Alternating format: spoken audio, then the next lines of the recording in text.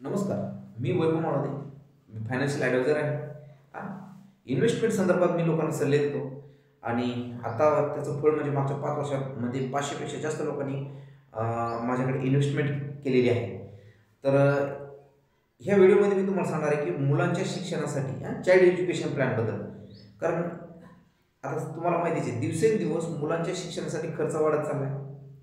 आणि त्या गोष्टीचा विचार करून आपल्या LICनं मुलांसाठी खूप जबरदस्त प्लॅन डिझाईन केलेला आहे. चाइल्ड एज्युकेशन प्लॅन खूप जबरदस्त, माइंड ब्लोईंग.